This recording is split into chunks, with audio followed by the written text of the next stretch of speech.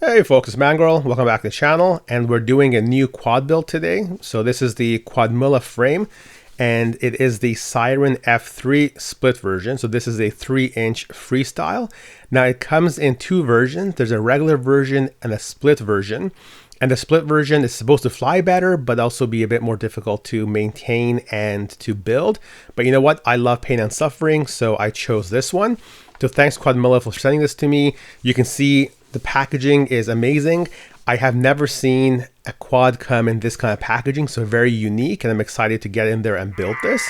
For those of you who have been following this channel for a little bit of time here, you know this is my go-to frame. This is a QAV-S Mini 3-inch freestyle, and this had the Vista in there. Now it's got my O3 system.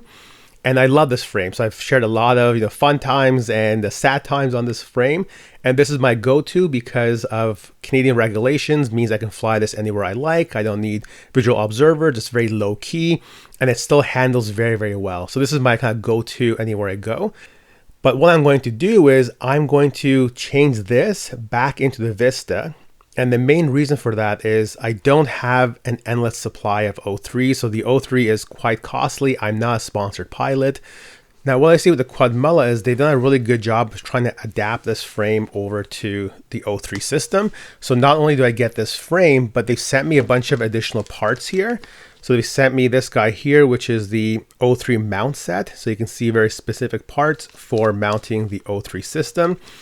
And right away, I love the fact that they've given us the longer screws. So people had to hunt these down for the prior builds. And I gave you links to Amazon previously, but Quadmula have included those. So good job, guys. They've also provided this.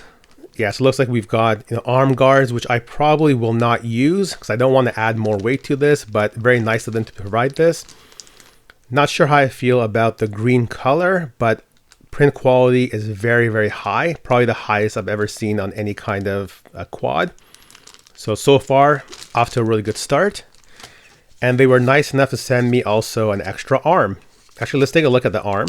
So as you can see, I haven't opened this yet. I want to experience it the same time that you guys do. So that was very nice of them to give me an arm because they know how I fly. So I will pee. I will pee? No, I will not pee. I will be breaking these things. So it looks pretty good. How's the strength? Yeah, it's pretty solid. Let's go ahead and open this guy up. And I see they've given us instructions on how to do so. Oh, I failed. Pull it down. And then, yeah, there we go. Pull it across. All right. So my first time getting in here. Let's see what exactly we get. Oh, very good wrapping. So it's got bubble wrap all around.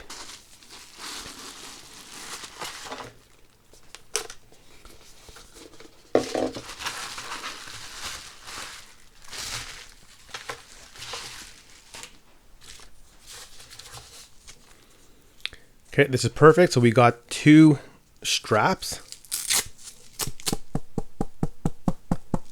They feel really good, nice and thick. And I really like how each of these carbon parts are individually wrapped like this. So top deck, bottom deck, bottom deck. And it looks like we've got these nuts already pressed in. Okay.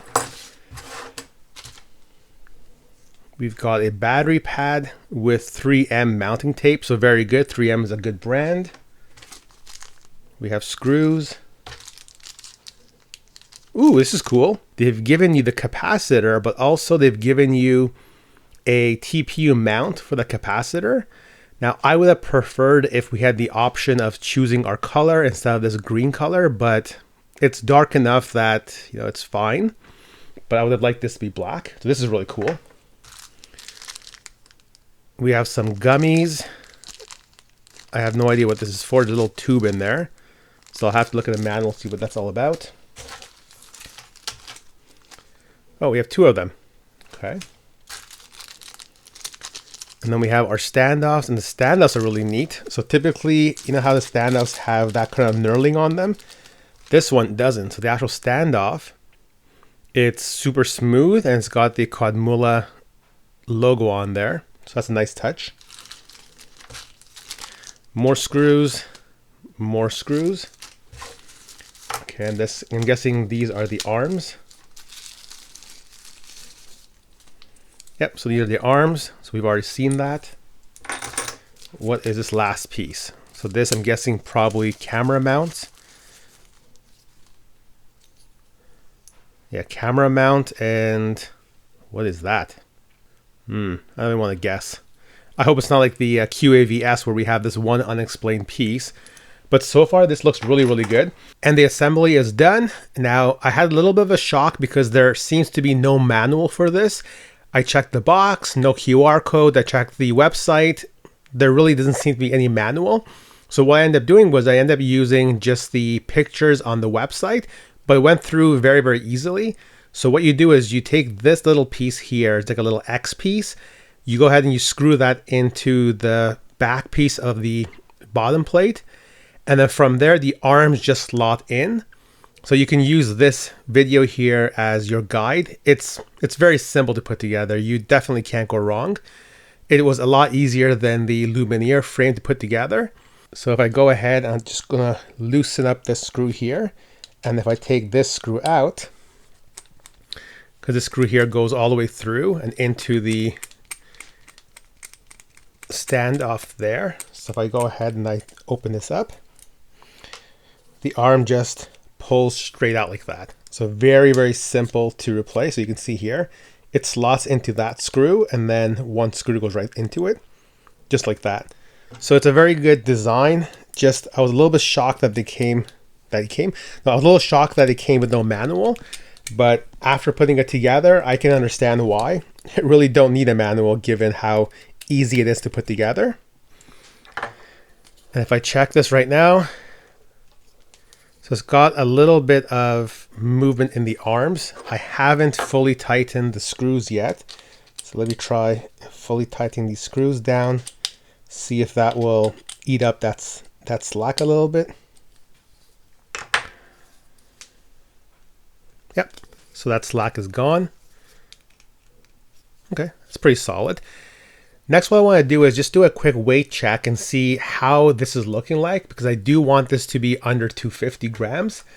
So let me bring in this guy and then we'll start adding parts in. This will be just an approximate number, but the frame itself currently is 58 grams. And I do have the O3 TPU mounts in here. So this frame is designed for the O3 or regular Vista. So 59 grams there. Battery pad, battery strap. I'm going to use these motors. These are the Zing 2 motors. So Zing 2 1404. So doing a little bit of an upgrade from the Lumenier. These I got from Banggood. I'll give you a link in the video description. So we need 4 of these. 105. Of course, we need the O3 itself. So the O3 with the camera, 140. We need our friendly Crossfire. So Crossfire with the Immortal T, 147. Antenna for, come on, get in there. Antenna, 149. ESC. Okay, let's take this rubber mount out. Okay, flight controller, 169. What else do I need?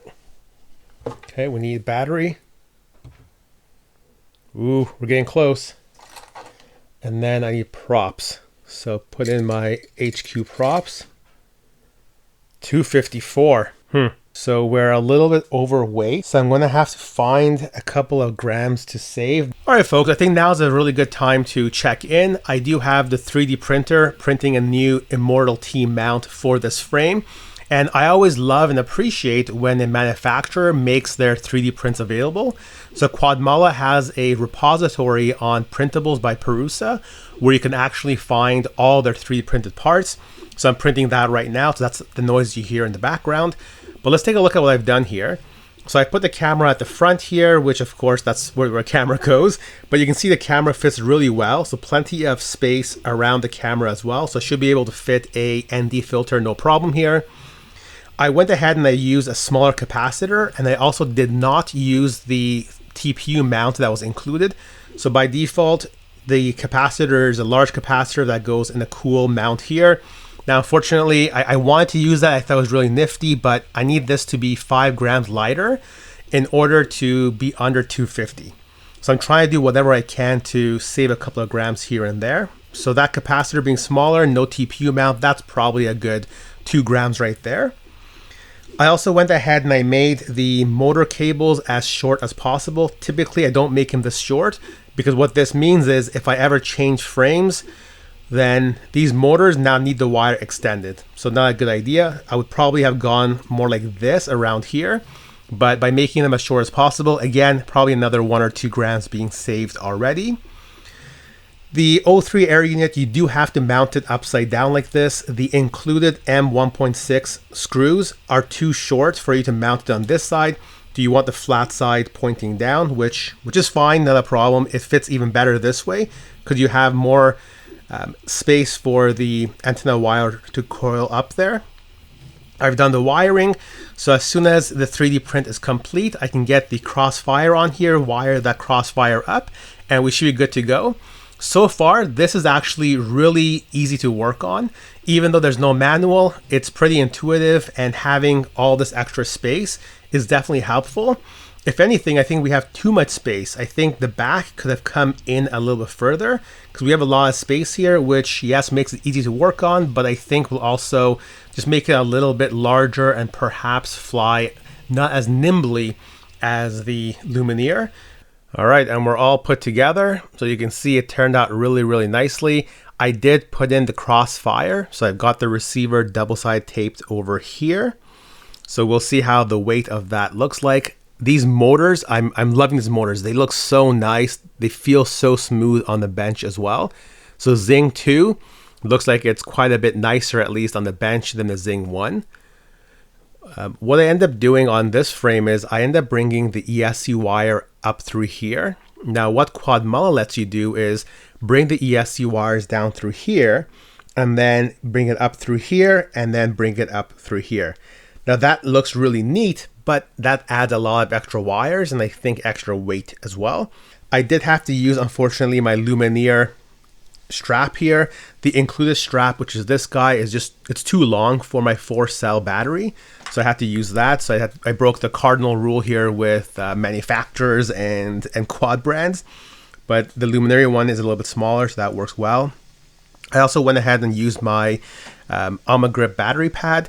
And the reason why I did that is the included battery pad, it's got cutouts here, which means this can fit sort of from here down to about here.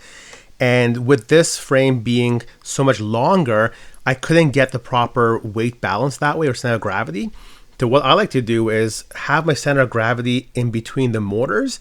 So that means the motor should then end up doing equal work. So front one doesn't have to work harder than the back one or vice versa. So I just kind of hold my frame like this and you see how it tilts backwards. So I have to put the battery in a position where it doesn't actually tilt backwards. And when I play with this, it ends up being somewhere around there. And it was the same with the other frame as well. So no difference here. We see now how it's kind of level as I lift this like this. But let me add the battery, and the battery is a Tattu 4-cell 650, so 242. Let me add in some props. And these props already have the screws in them, so we should be getting a pretty accurate kind of representation. Ooh, we're getting pretty close. 249. Oh, it doesn't get any closer than that. So it looks like the way I built this is the way you'll have to build it if you want to be under 250. So really shortest wires possible.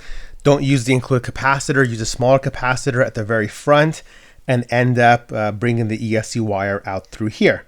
And we're off. So right now we're flying in a 4x3 mode. So I want to see how this compares on the goggles too.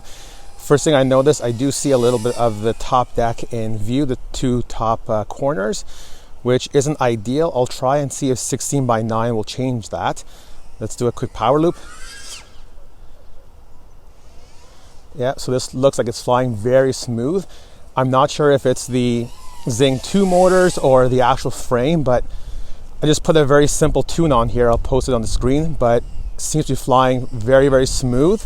And you see how I hit that power loop so well. That's the power of full-size gimbals. So I am using the TBS Crossfire, so you should see its statistics in the bottom. So if I try to do a quick power loop, not a power loop, a split S, you see how well I can hit those kind of horizons. So that's what happens when you have your fingers kind of accustomed to a particular rate and a particular stick feel. But yeah, this is flying amazing. So for the first time out, it's flying way better than the Lumenier did. So Lumenier, I had to play with it for so long. I had to do so much tweaking and tinkering with the rates and with the PIDs just to get it to fly like this. So this, amazing. Let's see. Now it's, as you can see, pretty snowy, so I'm being very careful not to, so not much prop wash in that turn. It's cold, it's windy, so not the ideal kind of situation for a flight, but this is the best day we've gotten in the last 2-3 weeks. So I wanted to get out and do a little bit of a flight. I don't like to fly over concrete, especially with a brand new frame. I want to keep it as pristine as I can, but no option. I don't want to crash into snow and burn out my electronics. But first impression on this frame, amazing. Just the top corners. I'm not liking the fact that I can see the top deck, but we'll see how that looks like in a 16:9. But yeah, this is flying really, really good. I'm pretty impressed.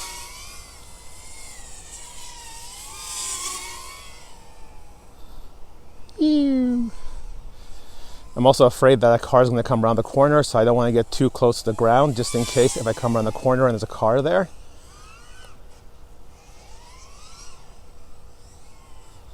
Yeah. Okay, I think we still have a bit more battery left in us. We're 2 minutes and 35 seconds into the flight. So this is a new battery pack. I did have to retire a whole bunch of my Tattu 4S batteries. They were kaput. So this is a new one. So I did have to retire some. This is a brand new pack. I believe it's a first flight out. And we can see it's performing really well. You probably saw from my last Lumenier flight that the battery just went kaput right away. Here I haven't received any low battery warnings. I haven't seen any land now warnings. So that's how a battery should perform. Now I don't want to stress it too much. First flight out, let me come back in. But first flight on this frame, awesome. Really liking this. All right, so we're gonna do a second flight. This time around, I am in 16:9. So I see a little bit less of the top deck in view. And it's also out in my periphery, which is already vignetting and blurry anyway.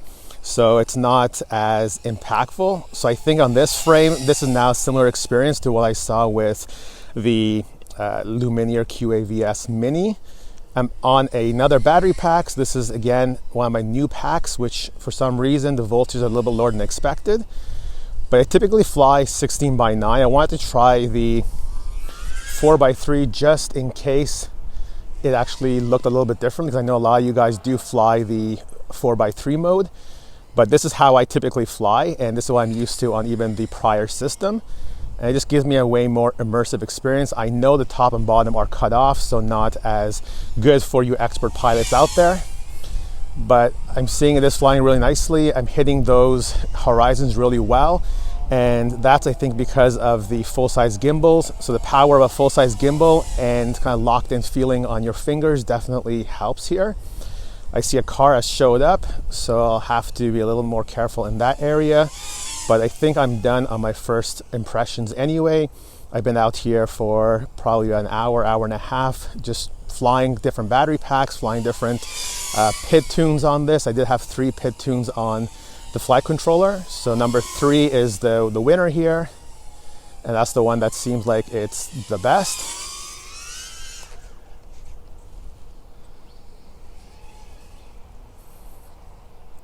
Hello, sir. How are you? Oh, I think it was a man. I don't think it was a sir. All right, guys. So that's it for this initial video. Again, really liking this frame. It comes in under 250 grams if you build it like how I built it. So you can hit 249 and flying awesome. So I may have to move these motors, these Zing 2 motors, over to my Lumenier just to see if that is what is causing this thing to fly so well, or if it's the frame itself. But look at this. This is flying awesome. Yeah, I like it. So again, Quadmula, thank you very much for sending this frame to me for review. You've done an amazing job. Only a couple of suggestions, and I think you can make this a even better frame, at least for my kind of flying. So make sure to like, subscribe, and comment, and stay tuned for more videos.